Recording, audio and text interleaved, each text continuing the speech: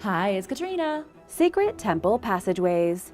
At a mysterious temple complex in Peru, archaeologists have discovered a series of secret, hidden passageways winding deep underground. These passages were found at the Chavin de Huantar temple, located high up in the Peruvian Andes. What makes these passages so interesting is that archaeologists believe the ancient civilization that built them used them for religious rituals that involved psychedelic drugs. These passages have remained untouched for 3,000 years. The dark and isolated chambers are quite extensive and may have been used to give people a sensory deprivation experience. According to archaeologist John Rick from Stanford University, there are corridors, rooms, chambers, and the whole thing is covered in thick stone beams. We know that Chavin de Huantar was a religious center built by the enigmatic Chavin people who conquered many parts of Peru and dominated the region for about 1,000 years. This particular place stands over 10,000 feet above sea level and is the largest religious site they ever built.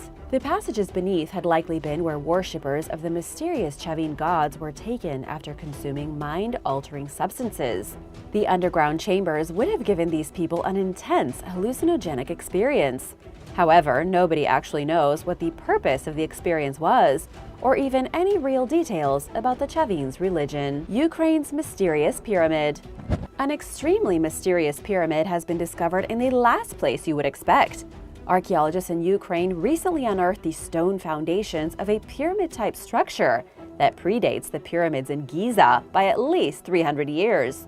What's even more shocking is that the pyramid didn't actually resemble the ones built in Egypt, but looked more like the ones the Aztec and the Maya built in North America thousands of years later. Nobody really knows what to make of this discovery.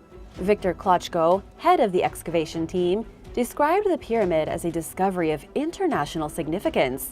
It's the only ancient pyramid ever found in Eastern Europe and could change everything we know about the Bronze Age people here. The best guess researchers have now is that there was some kind of society of worshippers dedicated to the sun, and they built this pyramid as a way of being closer to their blazing deity in the sky. There are actually quite a few structures along with the pyramid, including sacrificial altars sculpted on the hillsides and huge complexes of temples. Graves have even been found here with the remains of people who appear to have been burned alive as human sacrifices. We know very little right now other than that we seem to be dealing with a secret pagan cult who came thousands of years before the Slavic people who still populate the region. Dunmore Cave can be found just a few miles from Kilkenny City in Ireland. It's a massive cave system that contains hundreds of miles of deep underground passages and chambers. Geologically speaking, the cave is a rare example of when glacial meltwaters form subterranean systems of hollow tunnels and massive caverns. But it's not the geology of the cave that makes it so fascinating. Instead, it's the cave's dark and secret history. About 1,000 years ago, around the year 928, this cave sat in the middle of three major Viking bases. The Vikings lived in Dublin, Waterford, and Limerick. But here in Ireland, the Vikings were not the same kind of united people we think of them as. Instead, they were each a different clan that often clashed with their neighbors and struggled for dominance. They raided the lands, killed pretty much everyone they could, and fought bloody and brutal battles. And that's where the story of the cave comes in. According to legend, the Vikings from Dublin were on their way to destroy the Vikings at Waterford. Ordinary citizens in the surrounding area ran for their lives and hid themselves down in Dunmore Cave. To try and get them out, the Vikings lit massive fires at the mouth of the cave, hoping to smoke them out. The smoke was too intense, and everyone who was hiding deep in the darkest corners ended up suffocating to death. Historians have written that roughly 1,000 people died that day, and the Vikings later returned to bury a hoard of treasure amongst their bones. The oldest prehistoric mine in America. Archaeologists have just discovered the oldest prehistoric mine anywhere in America. They've been investigating the site since 1986, but it was only recently, in 2022, when they made the big discovery. The mine is located in eastern Wyoming, a place where early prehistoric humans procured red ochre about 13,000 years ago. Red ochre, also called hematite, was a substance used for all kinds of things. Ancient humans used it for bug repellent, as sunscreen, sometimes for medicine, and almost always to paint themselves in ritual ceremonies. It was also incredibly important for their artists, who used it as a pigment when making cave paintings. The site of the ancient mine is called Powers II, and it was in use for at least 12,000 years. The earliest evidence goes back to 12,840 years ago, and the newest evidence from about 1,000 years ago. Excavations have revealed antlers, animal bones, and other tools that had been used to literally scrape the red ochre from the earth. This is a major discovery because never before has a red ochre quarry been found north of Mexico, and only 4 of them have been found south of the Mexican border. It had boggled archaeologists for a long time because red ochre can be found in almost every burial ground across the Americas, yet nobody knew where they were getting this stuff. Now it seems there was a whole secret operation to extract and distribute it. And what's even more mysterious is that researchers found there were gaps in the times the quarry was used. It was abandoned periodically, with no extraction being done at all. And then people came back and kept on digging. Nobody knows why. The Great Wall of Siberia. A great and massive wall has been discovered in the Altai Mountains of Siberia. The wall complex, which has decayed and crumbled so much that it's almost impossible to see with the naked eye, dates back about 2,000 years. It was built around the same time as other fantastic walls of the ancient world, like Hadrian's Wall in the UK and the Great Wall of China. But this wall is almost definitely holding some secrets. First of all, nobody even knew it was there until recently. Only now have researchers discovered rows of stone placed in wall formations by ancient humans. There are at least 6 rows of fortifications with a total width of roughly 30 feet. It was an absolutely colossal defensive system, and it stretched all along the Katun River. Unfortunately, we don't know who built it. It could have been anyone who lived in the Altai Mountains, like the ancient Pazyryk people. It was obviously used for defense, but who were they trying to defend themselves against? All of these questions are incredibly difficult to answer, especially since there is almost no evidence left of the wall. Lost Native American Village in Jacksonville. University of North Florida archaeology students Victoria Hayes and Kaya Lacey discovered buried treasure as they were digging a small hole on Big Talbot Island. This wasn't buried treasure left behind by pirates, but rather scraps of glazed pottery dating back 4 centuries, to a time when a Native American village was on the island. Specifically, what the students found is called majolica pottery, and it wasn't crafted by Native American hands, but rather by the Spanish. Researchers believe it had probably been traded to members of the Mukama tribe anytime between the 1500s and 1600s. The Mukama lived on Big Talbot Island in the village of Sarah Bay. The place where the students found the pottery was once a council house, but is now nothing but dirt and grass. It was likely the center for life and culture in the village that boasted a population of roughly 100 people. It's the only council house, or large Native American structure, found anywhere in North Florida. While you may think the village came to an end when the Spanish and French arrived in the 1500s, that's not actually the case. Evidence from the island shows that the community thrived about 1,000 years ago, but broke up around the year 1250. That was over 250 years before Europeans arrived. What happened that caused such devastation in the village of Sarah Bay is still a huge mystery. The secrets are either lost forever or still hiding under the soil, waiting to be found. The tomb of Fu Hao. Fu Hao was a warrior queen, one of the most extraordinary women in history who we don't actually know much about. What we do know is that she lived in the 13th century BC in China. She was the royal consort to Wu Ding, the 21st king of the Shang dynasty.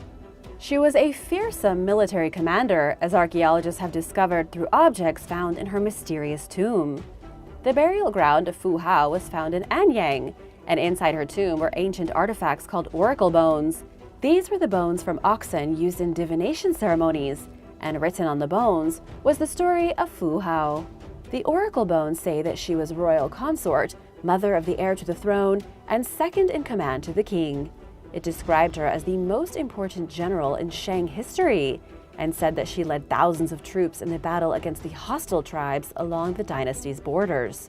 She was also a woman who participated in sacrificial rituals to appease the ancestral spirits. But she didn't sacrifice chickens or goats, instead preferring to spill the blood of her enemies caught in battle. Fu Hao beheaded men, cooked them in pots, burned them in great pyres, and sometimes even just boiled them alive.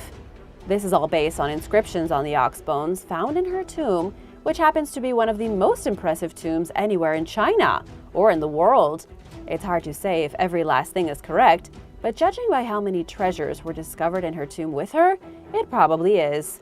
Fu Hao's tomb contained over 468 bronze treasures, 755 made from jade, 63 stone relics, 5 items of ivory, 564 artifacts made from animal bone, nearly 7,000 shells, and the list goes on and on. There were mirrors, treasure chests, elaborate knives, enough treasure to give a Viking raider an instant heart attack. The capital of the Huns. Tongwancheng is the only remaining city of the ancient Huns, the people who devastated Europe 1,600 years ago and then vanished off the face of the earth shortly after. The ruins of this place were only recently discovered, and it's been sensational among archaeologists. The thing about the Huns is that they were mostly nomadic and didn't live in great big cities. But considering how massive Tongwancheng is, and the fact it was most likely the Han capital, might change our view of their nomadic way of life. The city is in Shanxi province in China and is currently under the threat of desertification. The 1,600-year-old city is slowly being taken over by the sands of the encroaching desert and will probably be gone soon if the Chinese government doesn't work to protect it. Whatever the case, the city is still steeped in mystery. As you might remember, you'll know the Huns began invading Eastern Europe around the 1st century and caused widespread panic. They pushed the Goths closer to Rome, disrupted the natural order of things, and inadvertently led to the collapse of the Roman Empire. Then they just kind of vanished. Based on their capital city of Tongwancheng, researchers believe the Huns originated in China and then went looking for new lands to conquer after that. The Blue Stone Tracks. The great prehistoric site of Stonehenge in England holds many secrets. One of the biggest mysteries archaeologists have struggled to solve over the years is that of the Blue Stones. Researchers have always wanted to know where the huge megalithic stones used to build Stonehenge came from, and how in the world they were brought to the site. Over the years, a lot of theories and a lot of information has come forward. For example, we know that the Blue Stones, the first stones raised at Stonehenge, came from a quarry in Preseli Hills, located 140 miles away in the country of Wales. We also know each stone weighed between 2 and 5 tons. Seeing as they were erected around 4,000 years ago, it's not like they used heavy equipment to do the lifting. They had to drag these stones from one place to the other by hand. Now, for the first time, archaeologists have identified the actual tracks left behind by the giant stones as they were dragged 140 miles across the ancient landscape. Archaeologists with Oxford University were investigating an ancient Roman road in Wales when they found tracks left behind by the Blue Stones. The Roman road had once been used to connect villas to fortresses and to allow easy access to silver mines throughout Britain. But what really shocked archaeologists is that the Roman road followed the exact same route prehistoric people took when they moved the Blue Stones. They essentially built their roads over those ancient tracks. This dispels a lot of conspiracy theories. It seems fairly obvious that aliens didn't build Stonehenge. The tracks in the ground literally show that the giant stones were dragged by a lot of really strong and determined Bronze Age humans. Nothing but ropes, determination, and probably a lot of grunting. The relics of Sanxingdui. Sanxingdui is another mysterious ancient city in China that holds unknown secrets. It was only discovered recently, but archaeologists have already made countless fantastic discoveries. In the summer of 2022, even more amazing discoveries were announced. A treasure trove of over 13,000 relics was found in Sanxingdui, including a sacrificial altar and a mysterious treasure chest built in the likeness of a turtle shell. These relics are made from bronze, gold, and jade, and were supposedly uncovered in sacrificial pits. Here's why the ancient city is so mysterious. The culture who lived here left behind no written records, and so far, not a single human skeleton has been found. They created what was, in 316 BC, arguably the most advanced city in China. Impressive architecture, massive buildings, pyramid structures, unbelievable artwork, and yet no writing system and no human bodies. While we have found their treasures, the question is, where is everyone? Grotto of the Seven Sleepers. The Grotto of the Seven Sleepers is an ancient necropolis from the days of the Byzantine Empire, consisting of dozens of different tombs carved into the rock to create an underground catacomb. Located in Ephesus, Turkey, there is a ruined church here, natural caves that had once been filled to the brim with bodies, and graves dug as recently as the 6th century A.D. This was a place of serious Christian beliefs, as is obvious by the treasures archaeologists have pulled out of the tombs. They have found all kinds of things decorated with the sign of the cross, objects painted with scenes from the Old Testament, and multiple references to Adam and Eve, Abraham and Isaac, and even Daniel. But the most mysterious part about the grotto is the legend that comes with it. In Christian mythology, there is a story about 7 young men who were being persecuted by the Romans for their belief in Jesus. Instead of renouncing their faith, they went to hide in a mountain cave. As they prayed for guidance, all 7 of the young men fell asleep.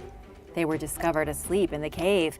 The emperor had the entrance sealed, and 250 years later, the cave was reopened. By this time, Christianity was no longer persecuted and was actually the religion of Rome. Those who broke open the entrance to the cave were shocked to see that these 7 sleepers were still fast asleep. Bronze Age Ireland. In County Galway, Ireland, a group of workers carrying out routine fieldwork came across a mysterious fortress from the Bronze Age. Field archaeologist Michael Gibbons says this place is almost 3,200 years old and was once an absolutely massive structure. The remains of the rock fortress stretch 1,300 feet from north to south and 328 feet from east to west. This may not sound that big, but it was absolutely megalithic for a fortress built of rock, especially back when most people were living in huts. One thing that's quite interesting is that Michael says whoever built this fortress chose the densest part of the forest they could find. They wanted to make it extremely difficult for any enemies to reach, which definitely worked. Seeing as it wasn't until the 2020s that modern people in the tiny country of Ireland found it, people 3,000 years ago wouldn't have had a chance. The fortress was big enough to house about 200 people, and the entire landscape has a certain otherworldly quality to it. It's incredibly Irish, with the stone walls concealed in beautiful greenery. Sadly, nobody knows exactly who built the site, only that they were a very old Irish people.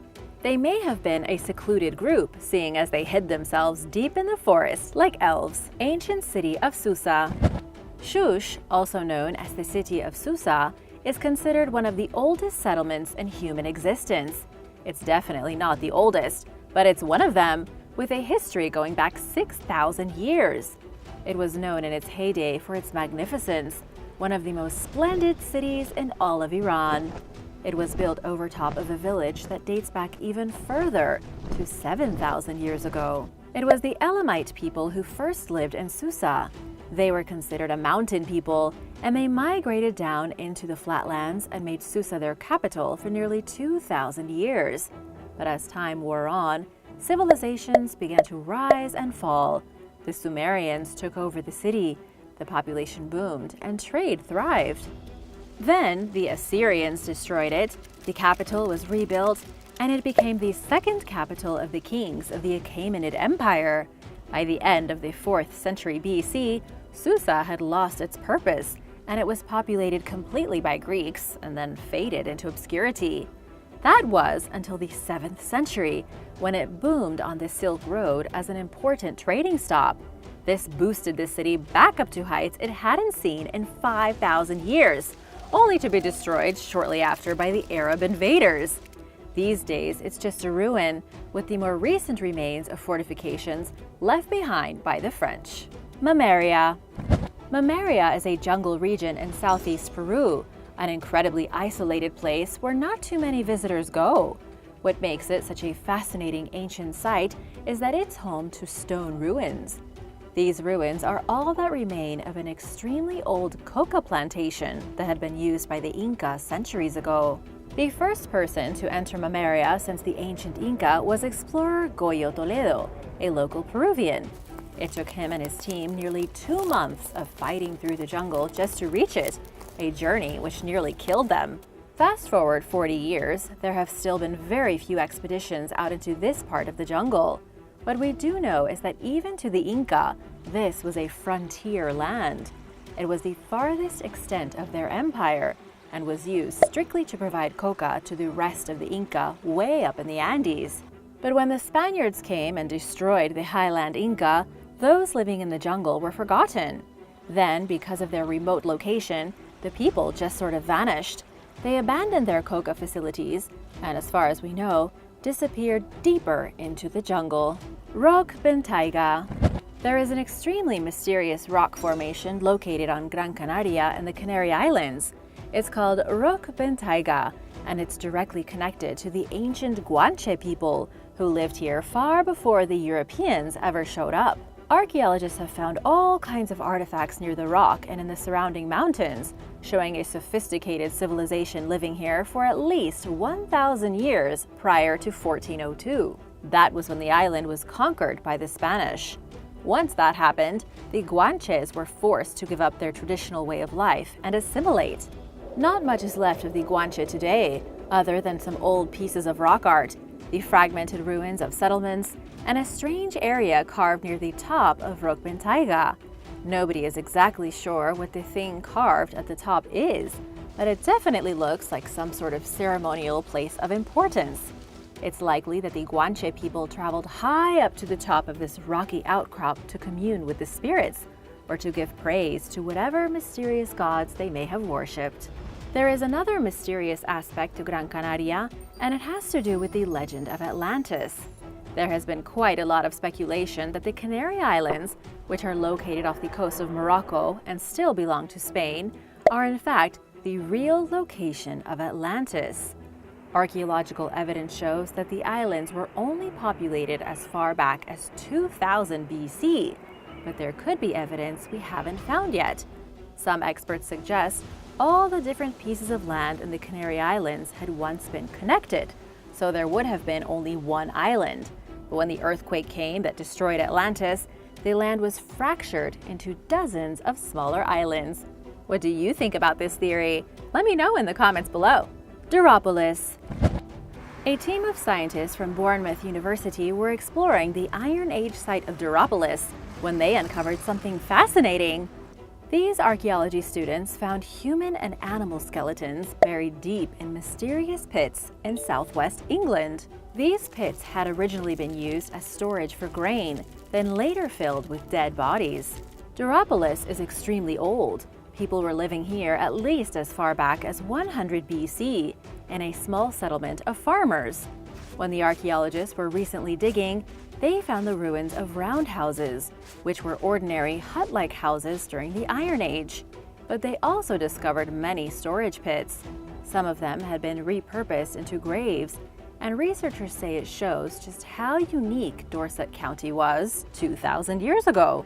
The thing about it is that from the start of the Iron Age in Britain, around 750 BC, up until the Roman invasion of 43 AD, most communities didn't use cemeteries. They would either burn their dead or simply throw them in the river. But in Dorset, they had actual graveyards, and many of them had started out as storage pits where excess agricultural goods would have been kept. In Duropolis, we can actually see an entirely different concept of life after death unfolding.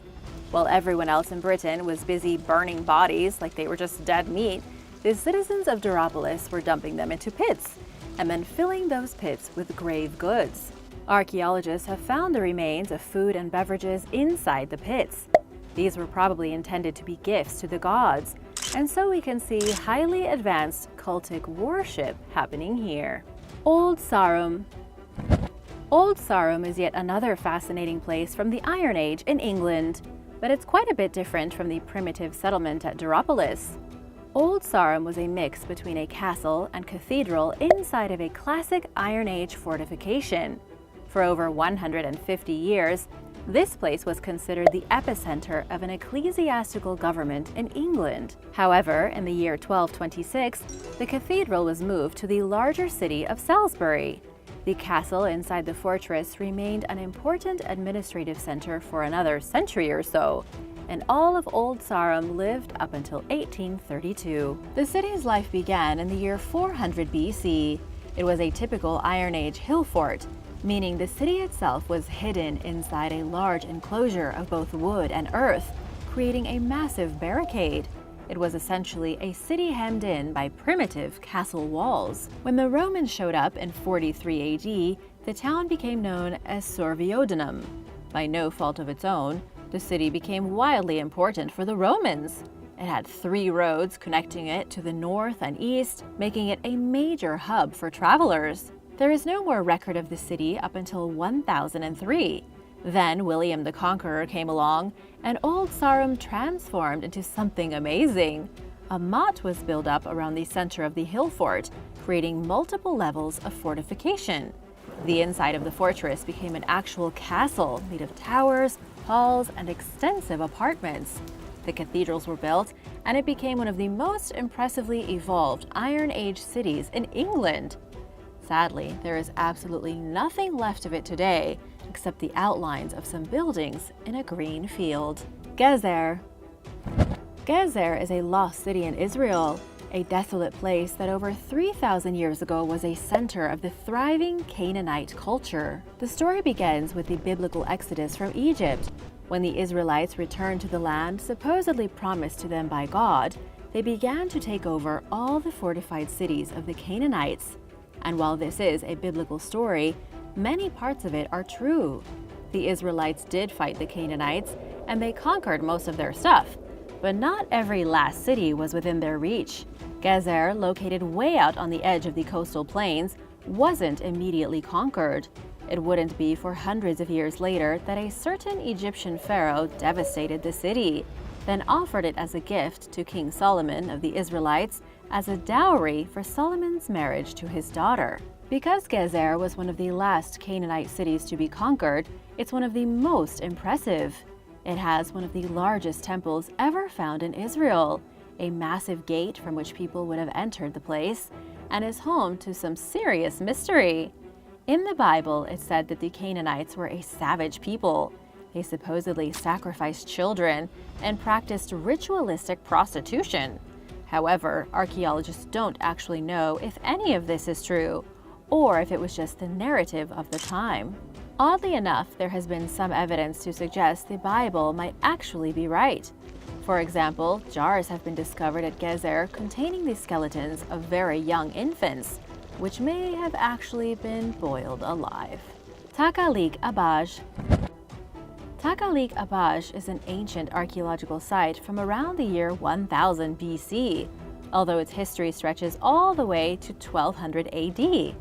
It's a surprising place because it shows just how the ancient Olmec culture in Mesoamerica influenced the Maya culture that came after. The site itself was once part of a trade network that connected most Olmec communities along the Pacific slope all the way from El Salvador up into the Guatemalan highlands. There is even some evidence that suggests the Olmec traders traveled all the way to Teotihuacan in central Mexico. This was centuries before the huge cities of Tikal and Cozumel. The Olmec probably heavily influenced the Maya, but historians can't agree on exactly where the Maya came from. They don't know if the Maya developed directly from the Olmec, or if the Maya was a totally different group that came into existence after them. Either way, the Maya artwork and architecture was obviously inspired by the earlier Olmec. Nowhere is that more obvious than Takalik Abaj. It has the largest collection of Olmec sculptures in the region, over 200 beautifully crafted sculptures made from stone. There are also numerous altars and tombs, jade funerary masks, an advanced drainage system, and over 70 unique structures, all hiding in the middle of the jungle in Guatemala. Abandoned mansion. Hidden in the dense forest of the Hudson Valley, New York, there is a ruin found near the small town of Cold Spring. It was once a very luxurious mansion, and urban explorers used to stumble upon it every now and then, but not many knew its history. In the year 1917, Edward Joel Cornish and his new bride, Selina Bliss Carter Cornish, moved into an estate in the woodland just north of the small town. It turned out to be an enormous mansion with swimming pools, beautiful gardens, and all the luxurious furnishings the rich people in the 1900s could afford. In 1938, the couple died within 2 weeks of each other. A nephew inherited the estate, but didn't really do much about it. The mansion fell into disrepair, and later on a fire destroyed the rest. Most of it was reclaimed by the forest. Every now and then, hikers would come across it, and a local teacher decided to write a book. Descendants of the Cornish couple came forward to fill in the gaps of the mansion's history, and now it is currently being cleaned up and marked as part of Hudson Highlands State Park. Dragon's Breath Cave. Namibia is an African nation with some of the most extreme geography in the world. It's mostly desert and sand, with its sand dunes stretching all the way into the Atlantic Ocean, where they tower over the water like great shining mountains of bronze. But there is one place in Namibia that isn't dry and barren. It's underground, a place known as Dragon's Breath Cave. This cave was discovered in 1986 near the town of Grootfontein. Its entrance is in the Kalahari Desert, a small opening that slants into the earth about 15 feet before dropping some 21 feet into a gigantic underground cavern. From here, there's another descent nearly 100 feet into an underground lake. Some believe it could be the largest underground non-subglacial lake in the world, so big that divers have never reached its bottom. They've only ever managed to dive down about 400 feet, and the darkness still stretched on seemingly forever. Unfortunately, it wasn't named Dragon's Breath Cave because it was found to be full of dragons. Instead, the people who discovered the cave said the humid air gushing out of its opening reminded them of the warm breath of a dragon. But that's not to say there is no life in the cave system. Some of the rarest and most isolated species on Earth live here, such as the golden cave catfish. It dwells at the bottom of the very large lake. Scientists believe there could be as few as 200 of these catfish left, living in this isolated environment. The Cave of the Templars. When a farmer came across a rabbit hole in a field, they didn't think much of it. At least not until they started digging and realized the rabbit hole led to the sanctuary of a medieval religious order.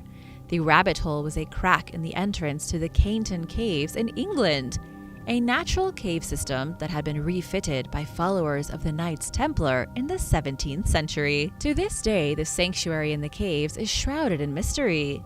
Historic England calls it a grotto, and say the caves were probably used by a fringe group of devotees to the Templars centuries after the order was disbanded and erased. Some say this group of followers were obsessed with black magic rituals and performed unknown rites within the dark confines of the caves.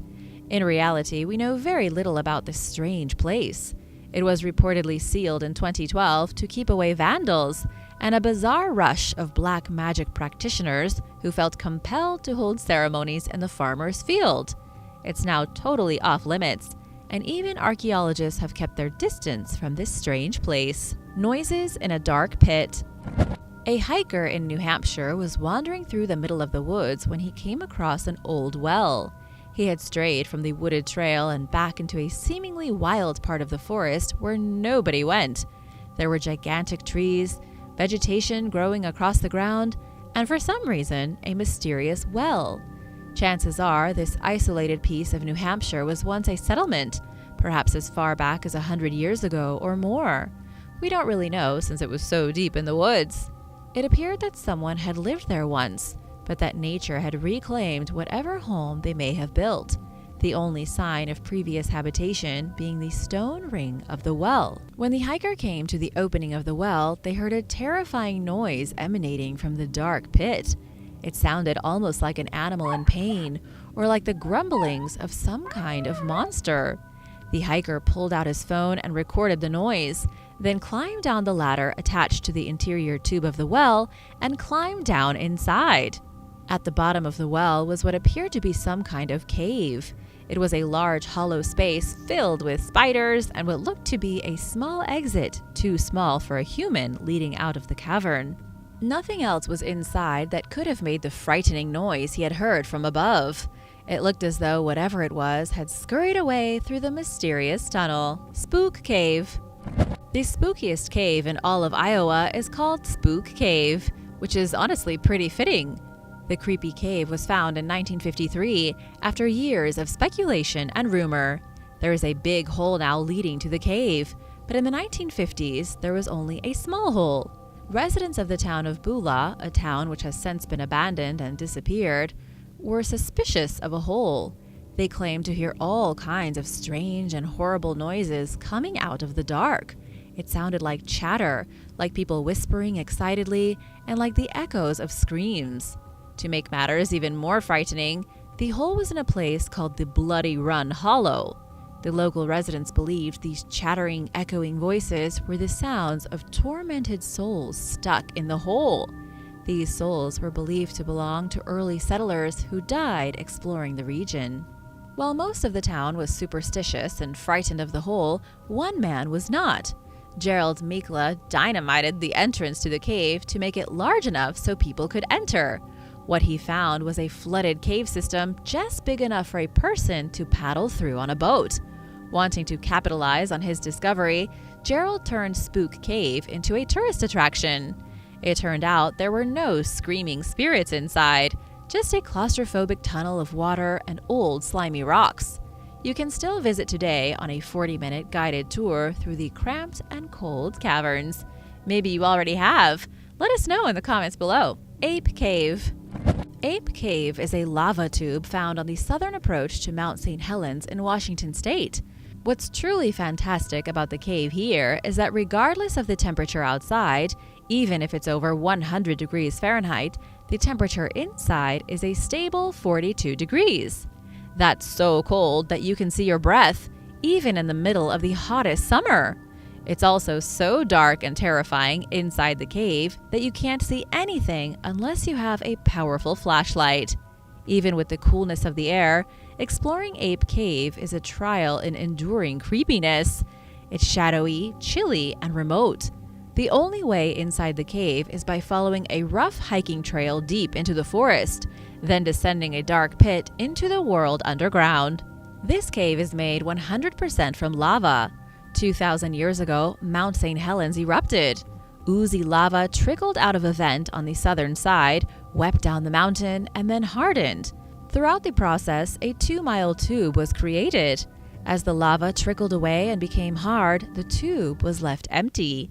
It's almost like a hamster tube that people can wander through, and a nice reprieve from the summer heat. The cave in the basement. A home was recently listed for sale in Pennsylvania for $297,000. The home has 3 bedrooms, built on the side of a hill, and features a unique underground lair. The house is in the town of Marietta, and it was built right around the turn of the 20th century. That makes it over 100 years old. And while historical homes are always pretty unique, it doesn't really get more unique than having a door to a subterranean nightmare behind your living room couch. The door looks ordinary enough. It's set against a wall beside a picture frame and could just as easily be the entrance to a small toilet or a closet. But the door leads to a sharply descending staircase which drops 40 feet through solid earth into what honestly looks like a torture dungeon. Perhaps even more bizarre is that nobody really knows what the cave was initially used for.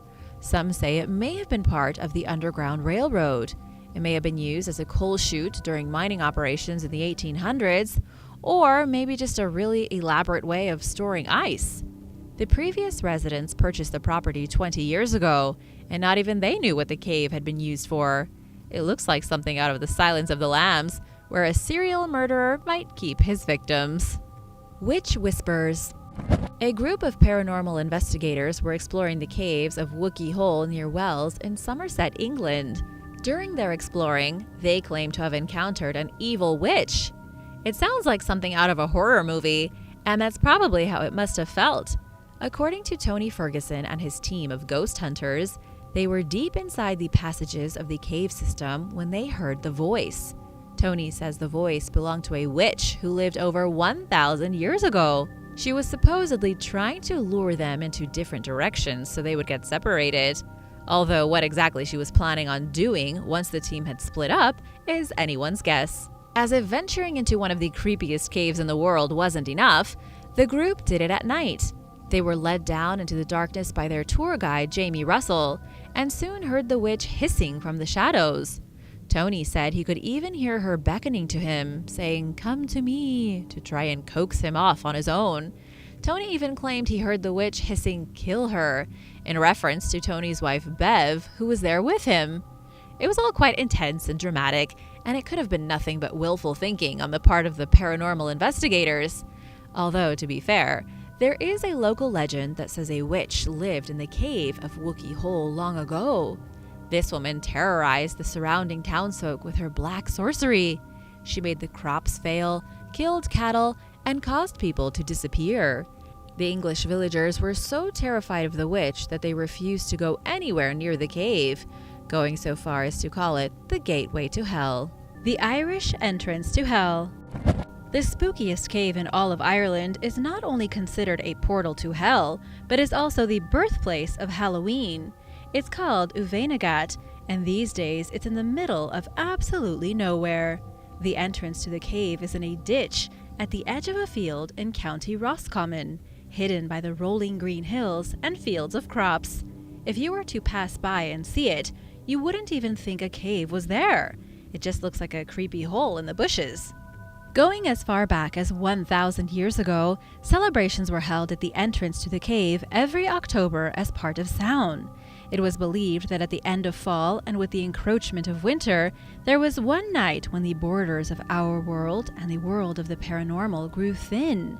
That was when ghosts and ghouls and goblins, fairies, and other supernatural beings could come out of hiding and interact with humans. Many of these boogeymen were believed to crawl their way out from the depths of hell, straight out of Uveinagat, and although nobody could physically see them, that's because the spirits of the ghouls and demons were entirely invisible. It was this tradition which led to the development of Halloween, brought to America by the Irish in the 19th century. This is the reason Halloween costumes began as beasts and monsters, to mimic the creatures which crawl out of the underworld every Samhain. Alien paintings. In 2018, archaeologists discovered 52 rock shelters in central Tanzania. These rock shelters were shallow graves once lived in by primitive hunter-gatherers. They were found in the Swaga Swaga Game Reserve, and there is something not quite right about them. Inside one of the caves, called Amakhi 4, researchers discovered a myriad of rock art.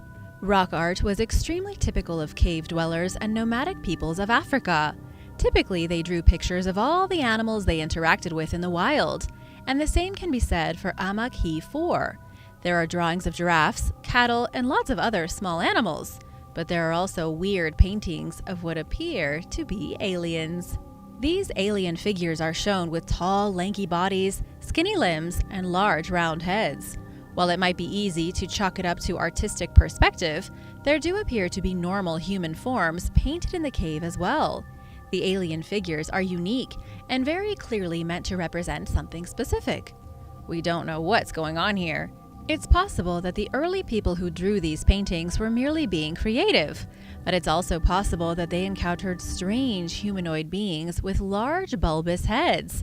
Then again, the paintings could just be anthropomorphic examples of human and animal hybrids. Either way, it's quite strange. Also, scientists have no idea how old the paintings are. The dye has degraded too much, and there is just no reliable way to date the work. It's definitely several centuries old, but it's hard to say exactly. Cave of the Dead. Scotland's Cave of the Dead gets its ghoulish name from the fact that it was the location of much death and misery in the Bronze Age. Starting around 1200 BC, this dark and gloomy cave was used for executions, as a storehouse for corpses, and as a place for human sacrifice. This went on for about 1,000 years before the cave fell out of use. According to archaeologist Ian Armitt from the University of Bradford, the violence in the cave evolved over time. In the beginning, the cave was mostly used for storing dead bodies until they had rotted enough that their bones could be collected and turned into tools. But then, things took an even darker turn. Sacrifices began to take place, and near the end of the cave's use, it was as close as it ever got to being a slaughterhouse. Researchers carbon-dated decapitated skeletons back to 250 AD. There seemed to be a sudden rush of violent executions right before the cave was abandoned. The Cave of the Dead fell out of use until around 500 AD. That was when the Pictish people came around and started decorating the cave in bizarre carved stone symbols. They drew pictures of fish, random shapes, and all kinds of things, but archaeologists don't have any way to decode the meanings. We don't even know what the Pictish people were doing in the cave, if they continued to kill, or just thought it was a cozy seaside place to hang out. Thanks for watching! Which of these caves would you like to explore on your own? Let me know in the comments below, and be sure to subscribe and come back soon. Bye!